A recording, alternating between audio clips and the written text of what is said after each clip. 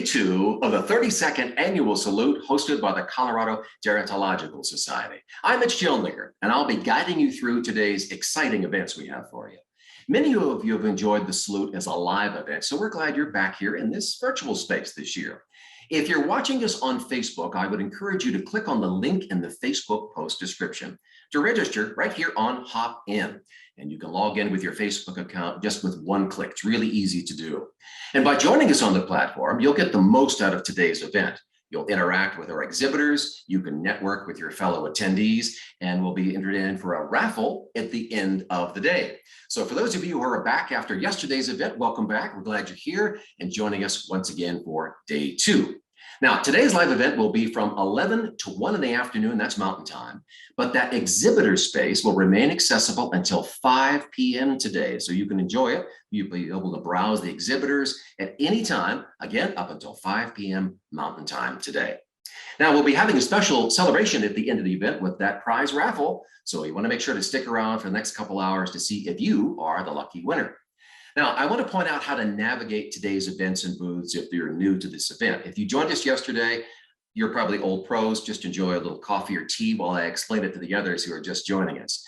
For those of you that are new on Hopin, let me explain how to navigate. It's really easy. On that left-hand side of your screen, you're going to see 3 buttons. You'll see Reception, Stage, and Expo. Now, if you get lost throughout the day, all you do is click on Reception, and that's where you find all today's agenda right in front of you. The segment that is happening in the moment will be highlighted, and by clicking on the highlighted field, you'll be taken directly to that area of the event so you don't miss anything. Most of the day, we will meet right here in what we call the stage, and here you'll enjoy those educational segments. We've got entertainment today, and you'll have me helping you guide through today's events. Now, in the expo section, we have a selection of exhibitor booths for you to visit, and I'll prompt you when you're going to have free time to explore without missing anything on this main stage.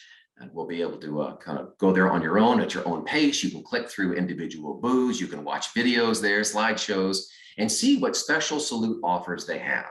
Some exhibitors are going to have a short video for you. And again, others have slides and pictures for you to enjoy.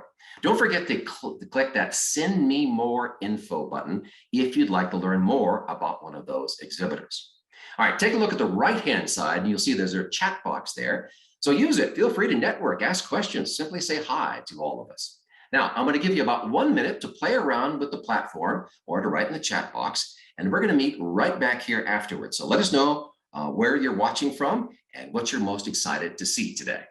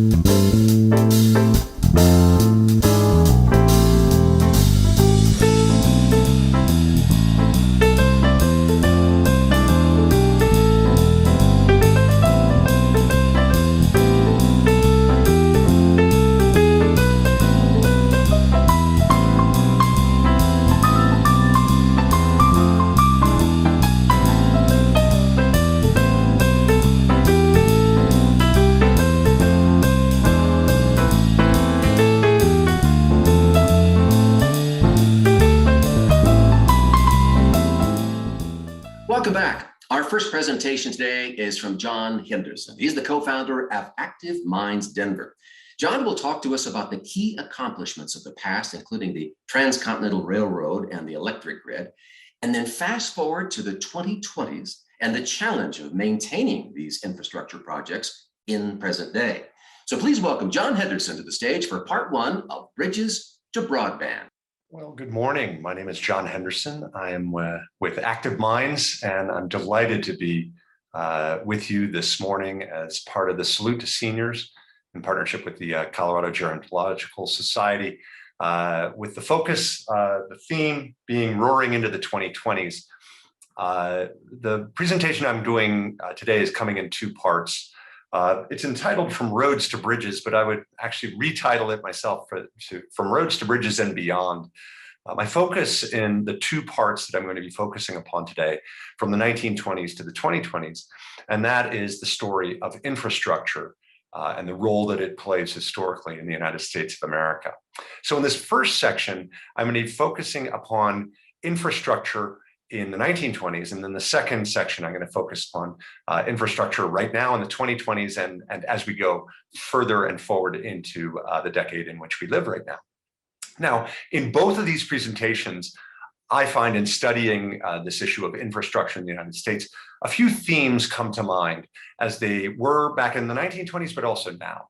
The first theme is the way in which infrastructure investment happens both with regard to what I call legacy infrastructure projects, in other words, ones that are already in existence and in use, and then also infrastructure about new ideas, new inventions, and other potentialities. So that dynamic of maintaining the old, but also looking towards the new. The second theme that comes across, again, both in the past and now, and that is the dynamic and at times tense relationship between the private sector and its role in developing infrastructure and the public sector, whether that is on the public sector side of the equation, and that is public monies invested in infrastructure, or whether that's public oversight in the form of regulation of the development of infrastructure. Again, a dynamic tension there. The third theme that comes up again and again, both in the past and now, and that's the rural-urban divide and where investment is taking place, both privately and publicly, at the urban level and as well as the rural level. And then last but not least, my fourth theme, again, that I'll be returning to, and that's the role that international relations and affairs play.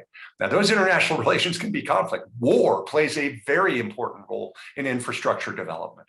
But it also is non-war, non-military roles, the story of international competition and the role that it plays in infrastructure. Now, as I go into the 1920s, so going back 100 years and thinking about infrastructure, what did infrastructure development look like in the 1920s? There are three different categories that I'd like to focus upon. The first one is where my title comes from. And then when we think about roads and bridges, we're talking about transportation. And transportation infrastructure has many different sectors, and I'm going to touch upon a number of them. The second area is the development of infrastructure for communication. Again, in the past and in the present. And then the third was a new idea 100 years ago, not so new right now, and that's the issue of electrification of the nation. Now, note that these things intermingle with one another and play upon. So you need electrification for communication, and sometimes transportation interplays with, and sometimes transportation is communication. So they're not completely separate from one another, but those three major areas are ones I'm going to focus upon: transportation, communication, and electrification. Now, I'm going to share along the way some slides that focus upon some of the different areas that I'll be touching upon, again, looking at those themes. Now, as I bring those slides forward, I begin with this one just to call out that, yes, I am with Active Minds. Our website there is at the bottom, activeminds.com. But we begin with the story of transportation. Now, 100 years ago, the story of transportation depicted on this map of the United States, and by the way, note there's no Alaska and there's no Hawaii at this point. All the same, we're looking at two major stories of transportation that was already in existence in the 1920s.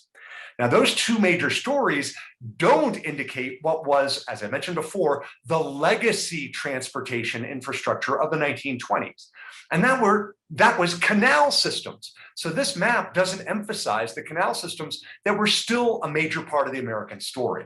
The Erie Canal had been built well before that, but even as recently as 1919, the Erie Canal had been broadened and extended upon. So canals remained a core component of infrastructure in the United States back in the 1920s, and they were being maintained with public and private monies along the way. Now, the big ones that you see showing up here, first and foremost, and that's the story of railroads. Now, a key theme, as I mentioned before, and that is the role that international affairs plays in the development of infrastructure. Now, during World War I, which had just ended as we turn to the 1920s, the railroad systems had been nationalized in the name of public safety and in the name of greater efficiency. So we move into the 1920s, and a key component of the extension of the railroad system was to maintain the efficiencies that had been achieved by way of that nationalization. Another key component was the maintenance of systems that sometimes were in competition with one another and were inefficient. So the 20s was kind of a period of upheaval when it comes to maintaining and extending the railroad systems of the United States. The other thing that we see here, and that is that we're also talking about waterways and port systems. And we must remember that as we turn to the 1920s, that's also the point of the Panama Canal. Now, the Panama Canal had been completed in 1914, but it was officially rolled out in 1920. So canal systems, as well as international affairs, play a central role in what I'm calling the legacy transportation infrastructure of the 1920s.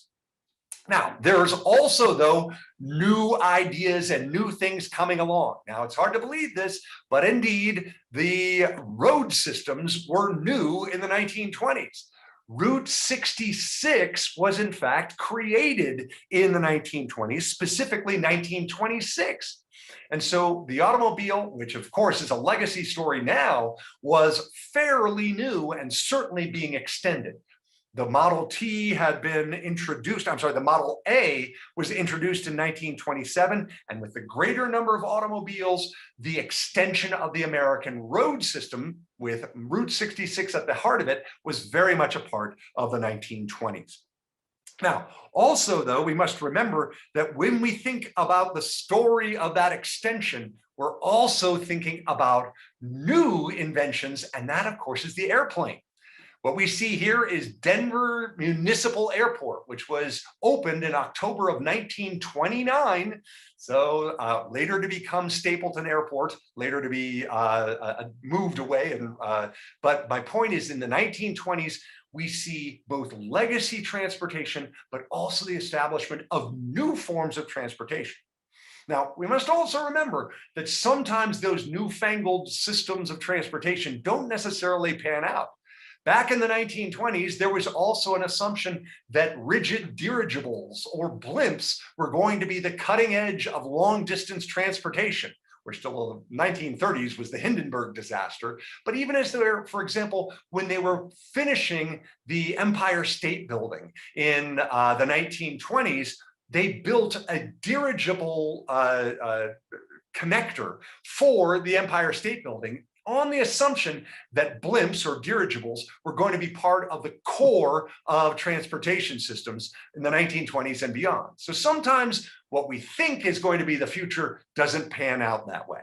And it's going to be interesting to see what happens as we move forward. Now, as well, when we think about the story of infrastructure in the 1920s, we are also thinking about the story of communication.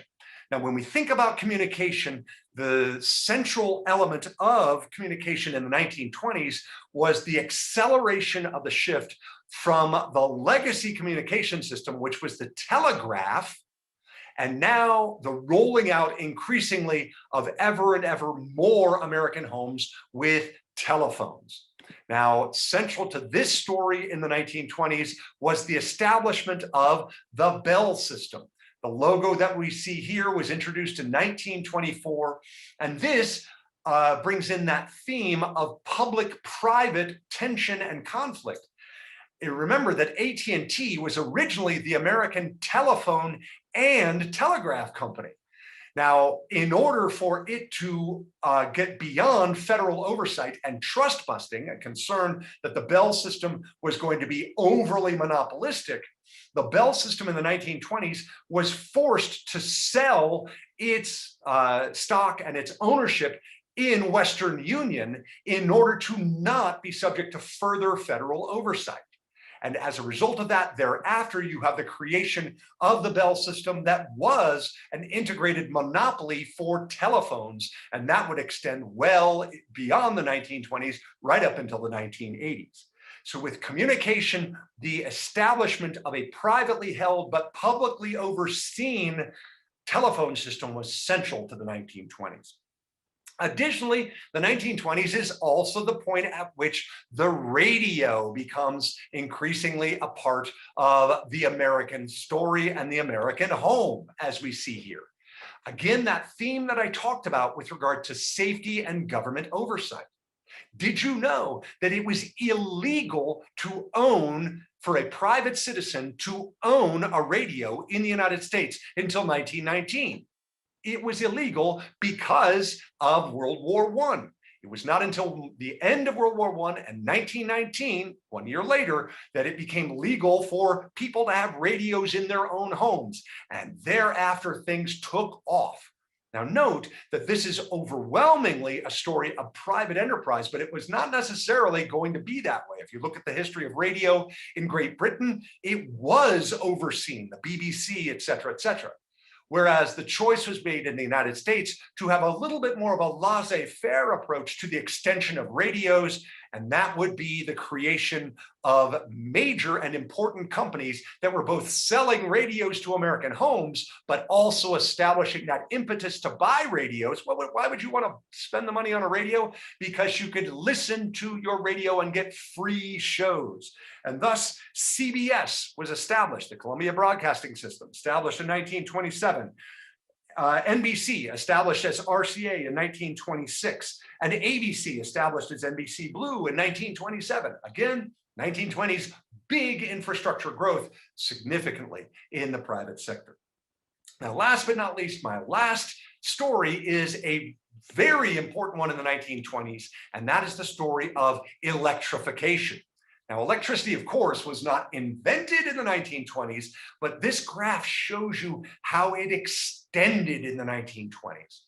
Note that the story of 35% of American homes were electrified at the turn of the 1920s. That was doubled to nearly 70% by 1930. But also note a key component here, and that is rural electrification would be a later story. The necessity of federal dollars for that would be a story of the 1930s. Nonetheless, the extension of and the creation of the American electrical grid, the core of that was something that was established in the 1930s, with both public and private stories playing a significant role. So collectively, when we think about infrastructure in the 1920s, we see innovation, we see public investment, but we also see significant private investment. We see the legacy and the role of American governmental systems, both with regard to federal oversight, but also the military, the story of the war. So the 1920s would be a boom indeed. The roaring 20s was a story of significant infrastructure investment. Now, in my next section, I'm going to turn to the 2020s, but we'll take a pause at this point. Well, thank you, John, for your insightful discussion. Now we'd like to give you another opportunity to visit our resources fair. You have about 15 minutes right now until we meet back here on this main stage. As a reminder, all you need to do is click on that Expo button that's on the left-hand side bar, and there you can scroll through that entire list, click on the ones that you're interested in, watch videos, live chat with exhibitors, visit websites, and you can click on that Send Me More Info button if you wish. Now, if you're watching us on Facebook, don't feel like you're missing out. Follow that link in the description and get logged onto our virtual conference platform. So please enjoy the fair, and we'll meet back here in about 15 minutes for part 2 of From Bridges to Broadband.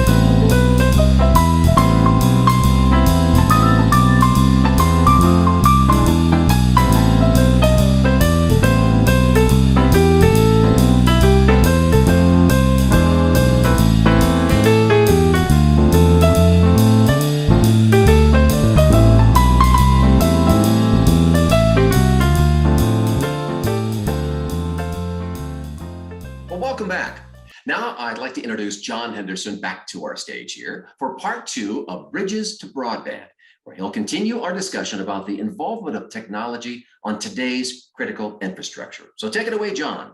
Well, welcome back to Salute to Seniors. My name is, as I mentioned a moment ago, John Henderson. I'm with Active Minds, showed our logo before. We're delighted to be part of the Salute to Seniors program, roaring back into the 2020s being the theme. And with my focus and Active Minds focus this time upon infrastructure. Last time around, a few minutes ago, I was focusing on infrastructure of the past, the 1920s. Now for the next 15 minutes or so, I'm going to be focusing upon our current issues with regard to infrastructure. Infrastructure in 2020, of course, this is very much in the news in the United States this summer of 2021 as the infrastructure bill put before Congress. So I'll touch a little bit upon that bill, but also beyond that.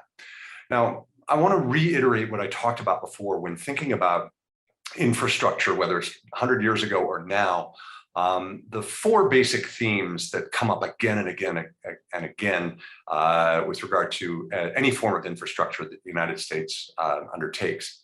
That first one being the distinction between legacy infrastructure, in other words, infrastructure that exists currently but needs upkeep or upgrade or maintenance or otherwise, and then what I referred to as new technology. Of course, the new technology of 100 years ago, very different than the new technology of the present. The second theme that I talked about earlier, and that's the theme of private sector monies and effort and investment, and thus the role of the consumer, the American consumer, vis-a-vis infrastructure, underwriting it and paying for it, versus public monies invested in infrastructure, but also the issue of public oversight, regulation or otherwise. And it's that dynamic tension that's there between the public and the private sector. The third I mentioned, and that's the rural-urban difference. Again and again, the impact of infrastructure or the cost of infrastructure, the access to infrastructure, it will vary depending upon where one lives, rural areas versus urban areas. And then the fourth theme that I focused upon, and that's the impact that international affairs has upon infrastructure investment. Now, those international affairs can mean warfare. Warfare sometimes has a silver lining. I don't want to say it's good, but has a silver lining of creating investment in infrastructure or discovery of new means and uses of infrastructure to the benefit. So airplanes, for example, coming out of World War I became more of a viable transportation infrastructure idea, as I mentioned in the earlier one, 1920s, after World War I. So those four themes, again, I'm going to touch upon. Also, as we look at the 2020s, I'm going to look at those same three categories of infrastructure investment. The first one being transportation infrastructure, the second being communication, and then the third being the issue of electrification. So with that in mind, thinking about where we are right now in the 2020s and what's going on with American infrastructure. Now, as you saw in how this is being built, or how it's advertised to you, the Active Minds programming talking about from roads to bridges, I would reterm it and instead say from roads to bridges and beyond. And to be certain, though, roads and bridges are absolutely core to the issue, the first issue, and that is transportation infrastructure in the present day. And that has to do with, of course, the infrastructure bill that's being debated by Congress and undertaken, perhaps, but it also goes beyond that. So roads and bridges are important, as we well know, and the need to maintain and invest and upgrade American roads and bridges has been made readily apparent time and time again. The image that you see here, perhaps one of the most devastating ones. This Interstate 35 collapse over the Mississippi River in the Twin Cities in 2007 became a symbol, first of all, a terrible event, but also a symbol of the lack of investment and maintenance in the American infrastructure system. So this is a legacy system, of course, albeit a legacy system that was new and shiny in the 1950s, that being the US interstate highway system that, as I mentioned before, would later replace Interstate 66, which was just coming out in the 1920s. But again, it's still a legacy system, but one that needs maintenance. Now, I mentioned those themes. So when we think about legacy and the maintenance and the upgrading of them when necessary, newer bridges and otherwise, in dealing with the ravages of time. But I would emphasize at this point, I talked about those four themes, but I want to add a new theme that is in front of us again and again and again in the 2020s, and that's the theme of climate change. Now, this is not just about roads and bridges, but we here in Colorado know very well that climate change is having an impact upon our climate, and also at the same time, as a result of that, an impact upon infrastructure built in the past. What you see here is just a few days ago or a couple of weeks ago, and this is the closing of Interstate 70 at Glenwood Springs as a result of unprecedented rains and mudslides that forced again and again, and now for a lengthy period of time, the closing of Interstate 70. So my point here in showing this image is to bring forward that fifth theme that is now affecting all matters are almost all matters of infrastructure investment. And that is infrastructure, especially that which was built in the past, was not built to be prepared for changes, radical changes that have already taken place in the climate, whether that's floods or fires or otherwise. So now upgrading and maintaining infrastructure, whether it's roads or bridges or otherwise, is also having to take into mind the changes in climate. Now, also, when we think about legacy infrastructure investments in 2020, we're talking about other things. So it's not just roads and bridges, it's also airports. Now, remember, airports were cutting edge. They were what was then called, the Denver Municipal Airport that I showed you before, later renamed Stapleton Airport, but then closed subsequently. But that was referred to as, quote, Stapleton's Folly. It was perceived as a plaything of the rich back in the 1920s, early 1930s. No more. Airports and the maintenance of airports and the upgrading of airports is an imperative for infrastructure in the 21st century. And American airports are having to play catch up with international airports, far more cutting edge. Additionally, let's not lose sight of the fact that we still ship things significantly.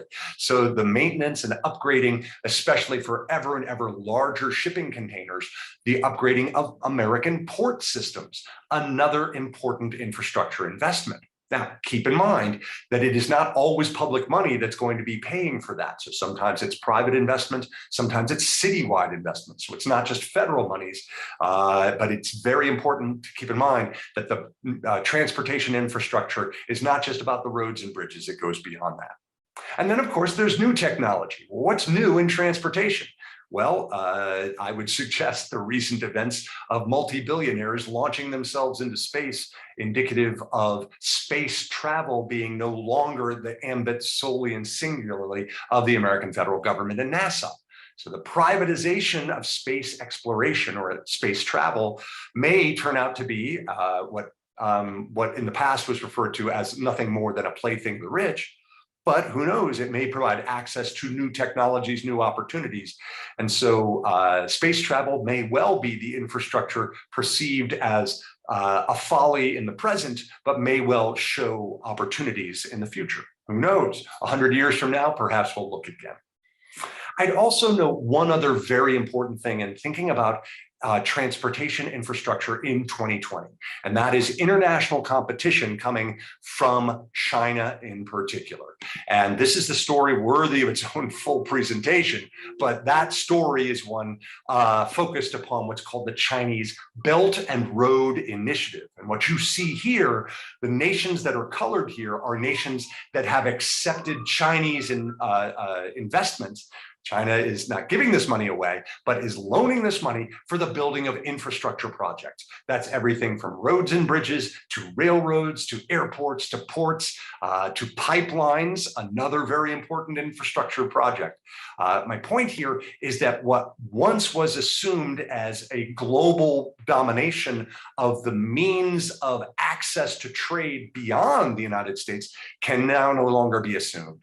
That China is building the roads and the railroads and the airports and the ports of the 21st century in other nations, and the United States is going to be in the position of seeing how it can play into and compete with that new infrastructure internationally. So that theme again coming up. Now let's talk a little bit about communication. Now, legacy communication continues forward. We have phones just as we did 100 years ago, albeit different kinds of phones. We're talking about cell phones more often than not. We also have radio. Mainly radio has stuck around. We still listen to radio. Might be internet radio. I'll get to the internet in just a moment. But radio when we're in our cars or otherwise. So the legacy infrastructure of communication is still there. We still use it, although it's largely moved over towards the private sector. So you don't, the Bell system that I talked about before having been broken up, now very much privatized, and the access to communication is one wherein individuals in the United States are finding that by way of private enterprise and their relationship with different providers, whether it's AT&T or otherwise. Now, those legacy, those legacy communication infrastructure systems do have to be maintained, but it is largely private and upgraded, private enterprise by way of consumer support that is doing that, moving from 4G to 5G and things of that sort. Now, all the same, the big issue in 2020 and 2021 into the 2020s when it comes to communication and infrastructure, and that's the issue of the internet and access to the internet by way of broadband technology. So you might recall when you went on the internet maybe 10, 15 years ago, you heard that sound of connecting by way of a modem, but now a movement into ever and ever more information being shared and used in communication by way of the internet and the necessity of broadband for that.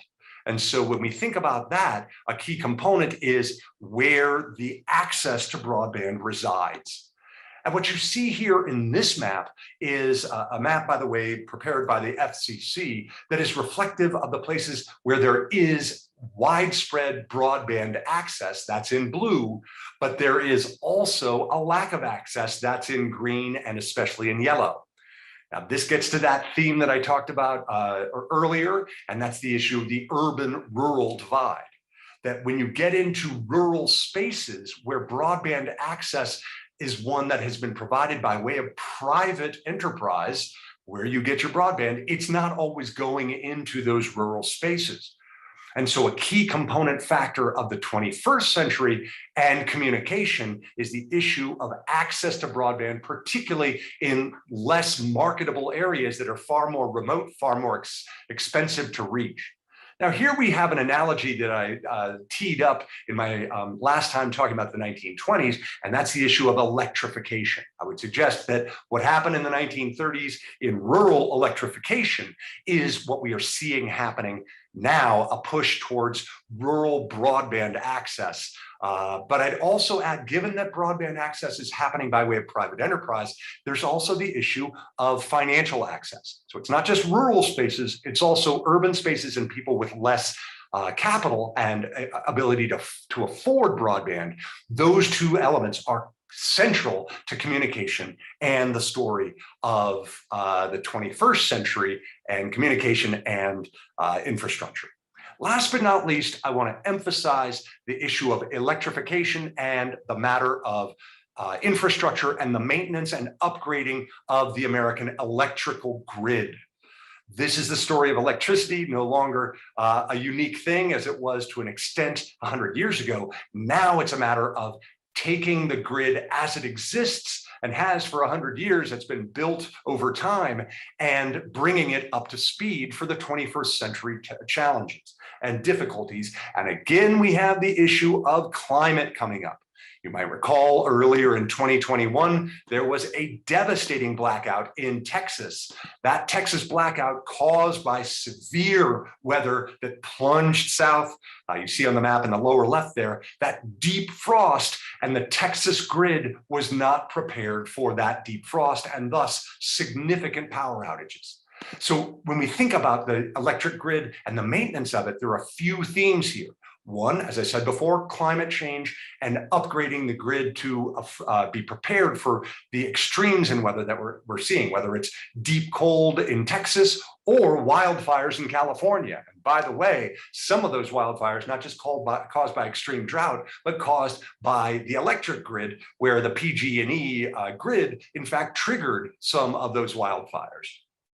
In addition to that, there are 21st century challenges, and that's the issue of cyber vulnerability, whether that's the bugs within the cyber system that maintain the grid. That was a blackout in 2003, or more significantly, and perhaps of great concern in the immediate, and that's the vulnerability of the American electrical grid to outside malfeasance, most notably potentials for Russian hacking. So the grid needs to be protected on multiple levels. One last thing I'll say relative to the electric grid in the 21st century and 2020s, and that is that as the grid is being prepared for, and the United States is addressing issues of climate change, most notably the issue of shifting from fossil fuels to renewable energy, the grid, which was designed based upon fossil fuel basis, if we and as the United States shifts towards renewable energy sources, the grid has to be prepared to shift with it. So, for example, you need more battery storage. So that might be one of the major stories of infrastructure of the 2020s and beyond. And that is not just how to get electricity from point A to point B, but to store it in a place right now. Right now, the almost exclusive storage of American electricity happens by way of reservoirs that are released to create hydroelectric power. That's the story of the past. The story of the present and future is creating a grid that is ready for the sourcing of energy that is renewable rather than fossil fuels. So with that, I want to finish things up talking about 2020. It has just been a terrific opportunity for me to be able to share with you our thoughts at Active Minds, focusing upon infrastructure in the past and infrastructure in the present and future. So looking forward to being with you and opening things up for questions. Thanks, everybody. Well, thank you for those interesting presentations today, John. Great having you here today. Now I'd like to introduce our next segment. This is a special performance from Colorado's own Central City Opera. So joining us today is world-renowned mezzo-soprano Megan Marino and pianist and conductor Sarah Parkinson. So sit back, relax, and enjoy the Central City Opera. Hello, seniors. I'm Emily Murdoch, Director of Education for Central City Opera.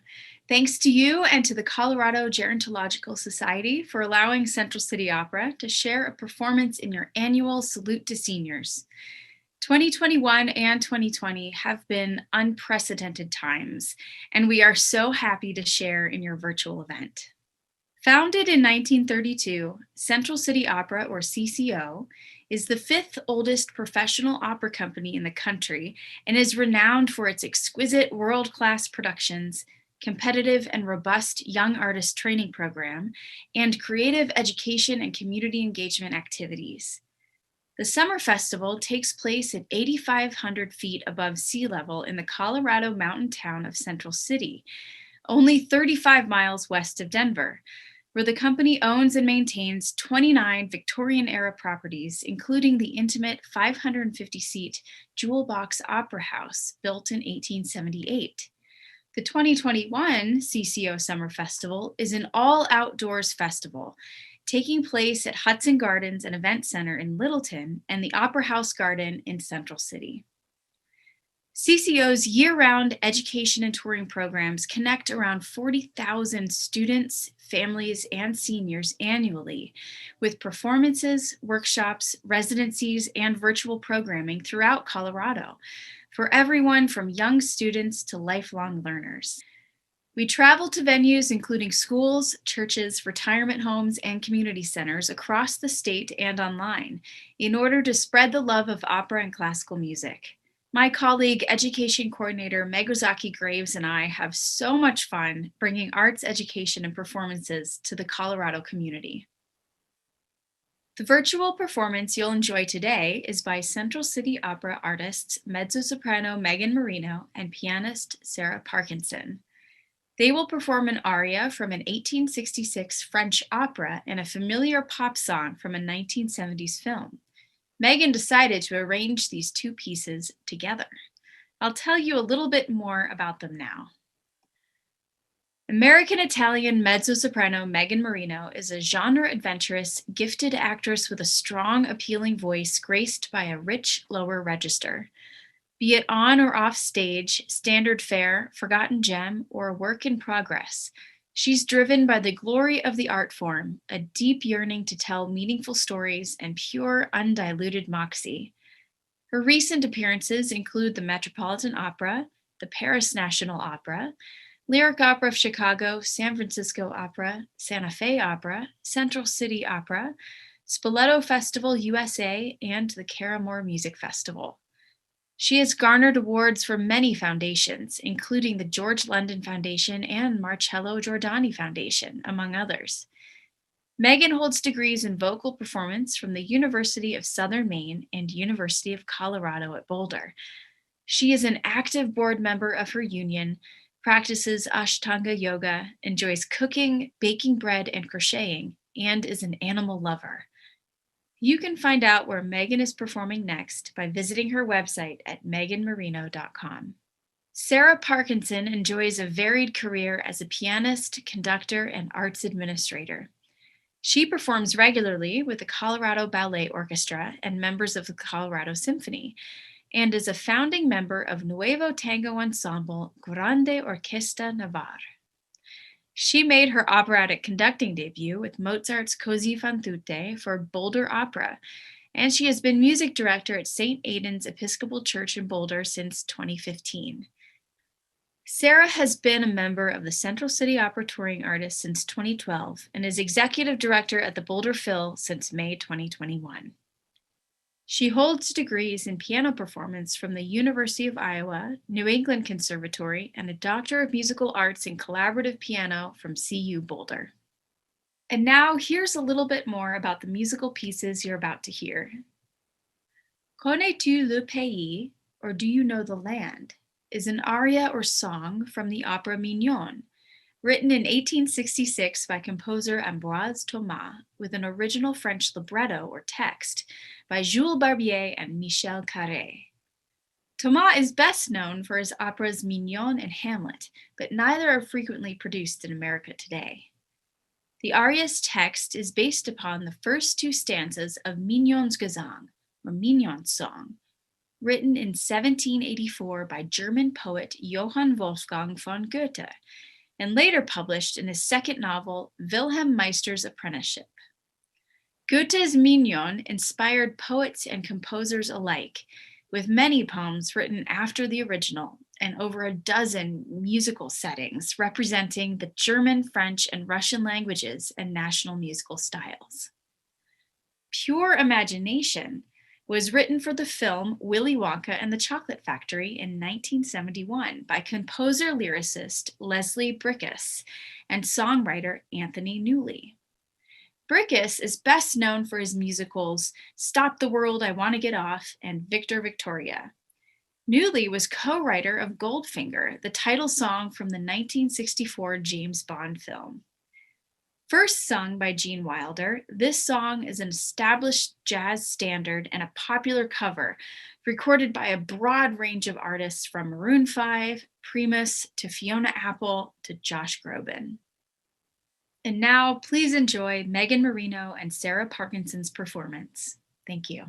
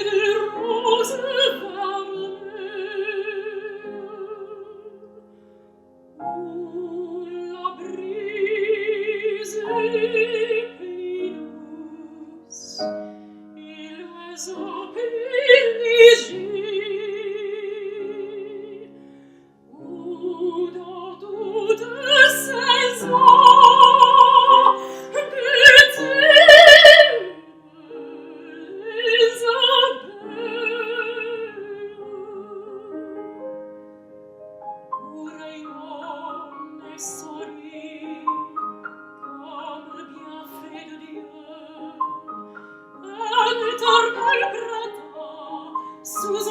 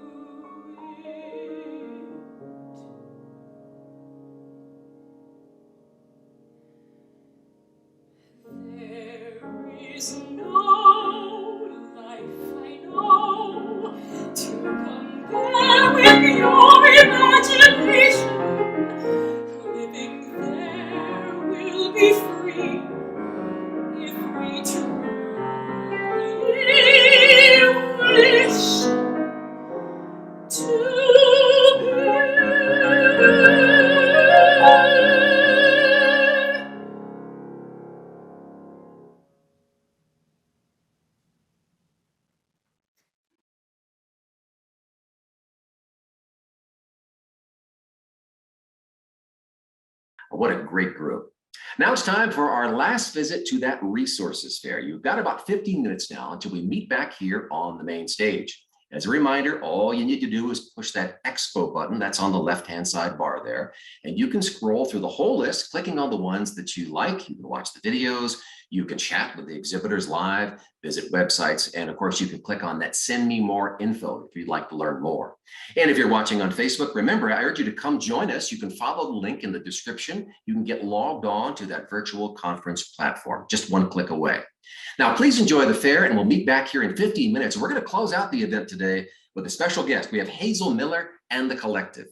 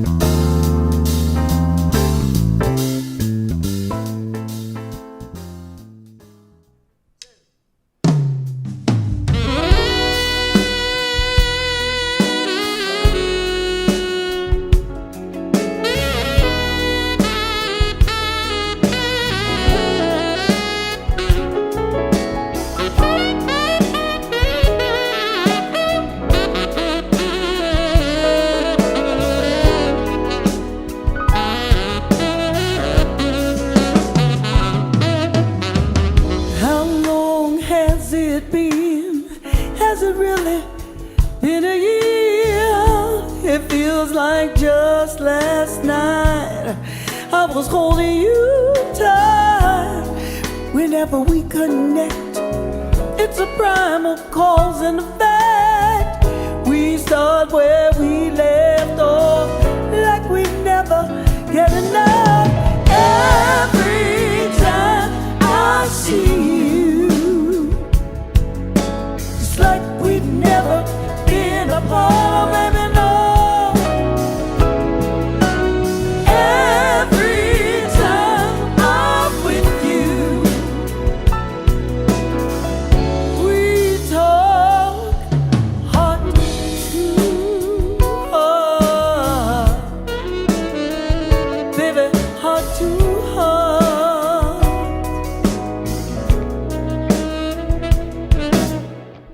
Your voice brings back memories. You got my poor heart skipping beats. I want you right here with me, but I'm content with my fantasy. Can't forget your sweet touch. When I'm with you, I need it so much. Start where we left off, like we never get enough.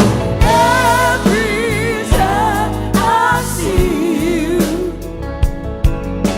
it's like we've never been apart, and I know every time I'm with you, we talk heart to heart. I don't want to analyze us. Everybody, they wanna patronize us. Some things in life are meant to be, like this attraction between you and me.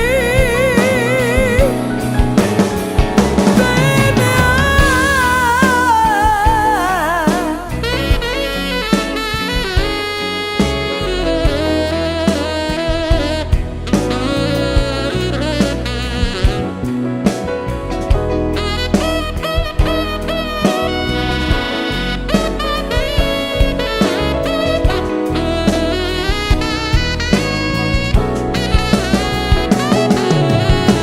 every time I see you,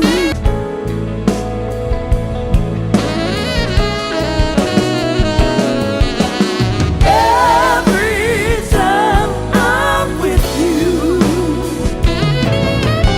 every time I see you, it's like we've never been apart, oh baby, no.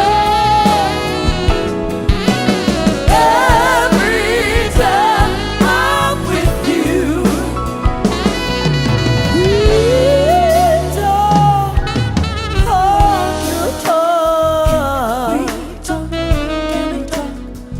Baby, heart to heart. Can we talk? Can we talk heart to heart? Can we talk? Can we talk heart to heart? Can we talk?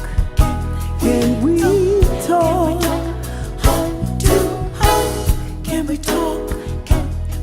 Can we talk heart to yeah? Can we talk? Can we talk heart to heart? Yeah.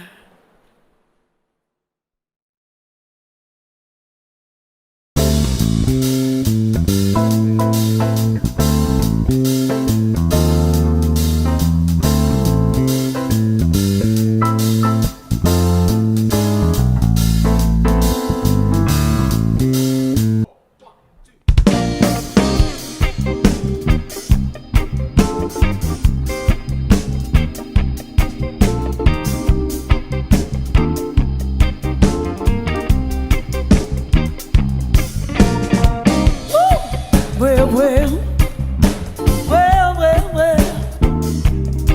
Oh, no, no, no. Come on, come on, come on, come on. Light down deep in the valley. nothing more than a candle flame, stands in constant danger of being lost to the winds of change. Every time we reach out to our brother, adds a little fuel to the fire. Keep it burning hot for each other, hold it up higher and higher. The more you give, the more you get. Everybody knows it's true. There is a wonderful spark in everyone's heart. Don't be afraid, light your flame, let your love shine through. Shine a light in everything you say and do. Shine a light, everybody's gonna wanna follow you, yeah.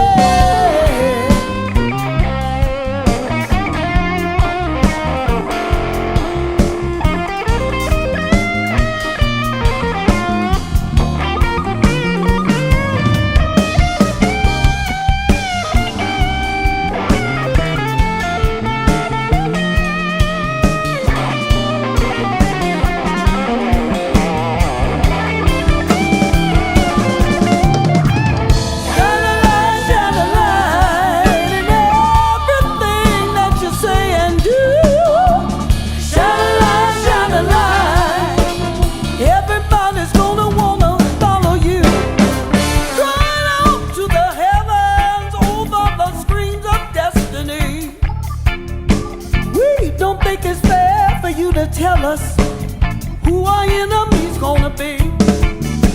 All we're doing here is play and follow the leader. Let me follow someone who's a real true seeker. You wanna show me the way, show me that you know the way. The more you give, the more you get. Everybody knows it's true. Wonderful spot in everyone's heart. Don't be afraid, you got to light your flame and let your love shine through. Shine a light in everything you say and do. Shine a light, everybody gonna wanna follow you. Shine a light in everything you say and do. Shine a light, 'cause everybody gonna wanna follow you. Shine a light in everything you say and do. Shine a light, everybody's gonna wanna follow you.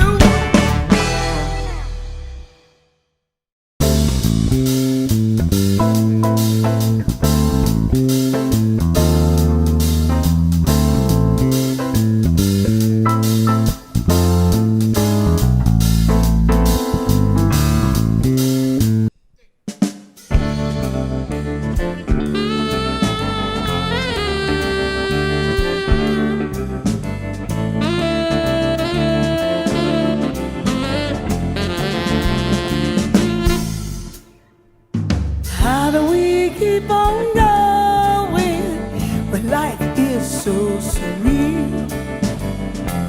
Can't even go outside to beg, borrow, or steal. Ain't got lots of money, and now my rent is due. Don't know if I'm gonna make it without my thoughts of you. Wanna be with you forever, so stay out of touch right now.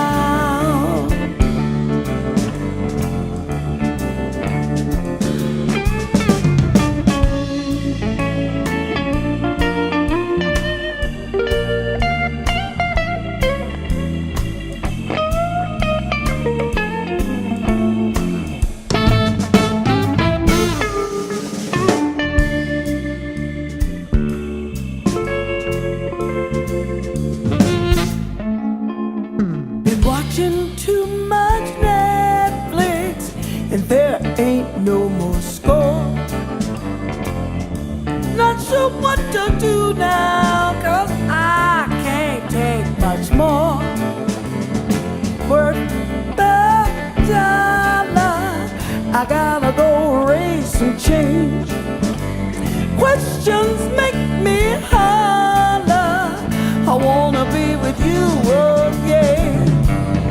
Just wanna be with you forever, so let's touch right now.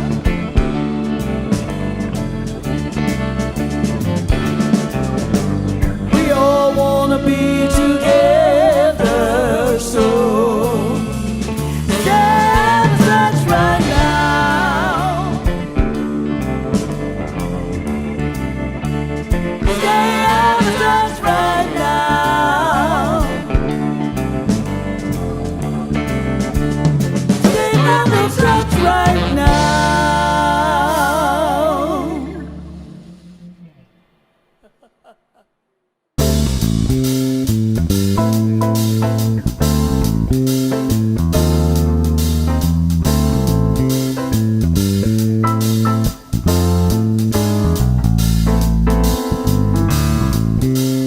This next song is written by Rich Lamb.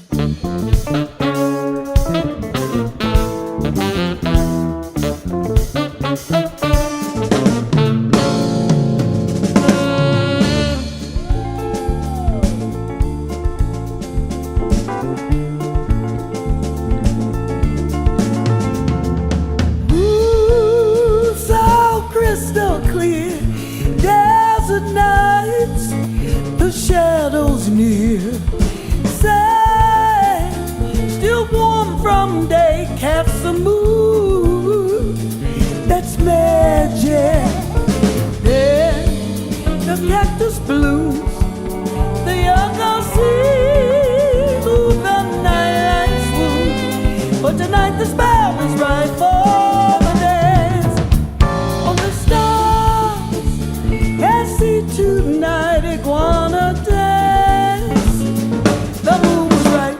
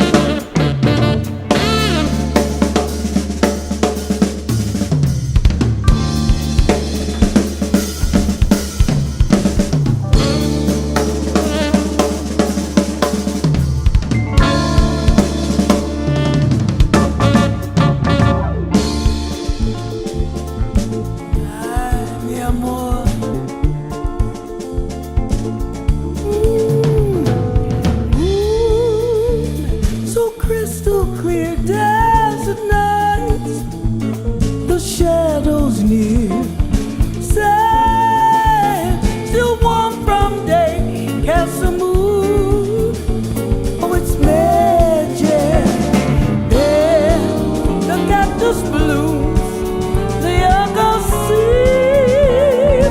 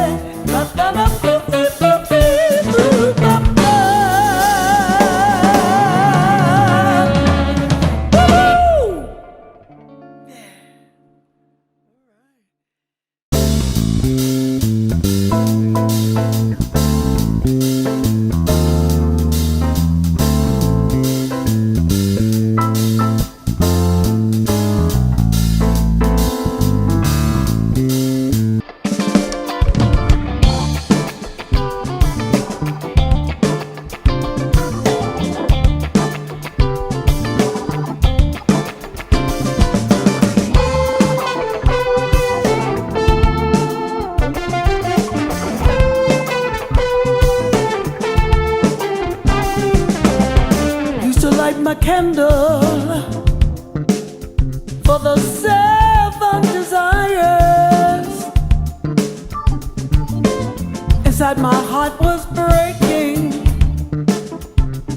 burning like a fire. The moment I met you, 7 wishes finally met, cast a spell on me, and I had to have your love. I'm no longer satisfied with the simple desire.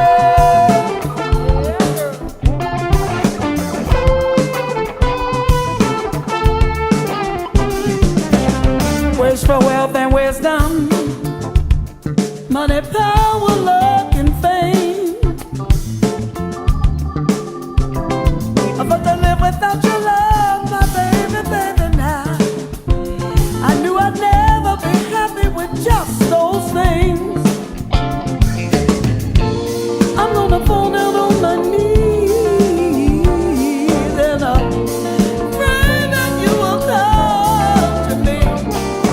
I'm no longer satisfied with the simple desire. Oh no.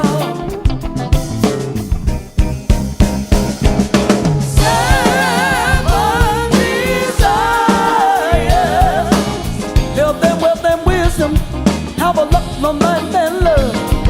7 desires,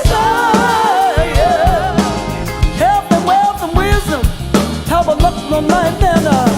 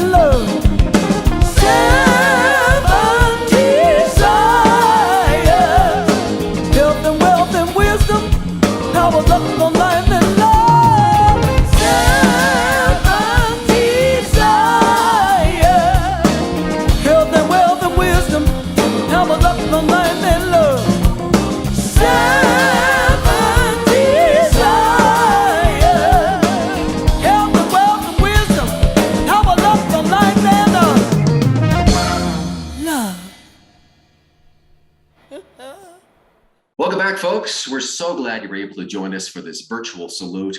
We've enjoyed some great speakers today. We had great live entertainment and some wonderful exhibitor booths for you to enjoy. As a reminder, you can continue to check out those booths until 5 o'clock today. That's 5 p.m. Mountain Time. The live elements of the salute now have concluded, though. For the moment, we've all been waiting for now. We have one special attendee today who's going to be receiving that $100 Amazon gift card.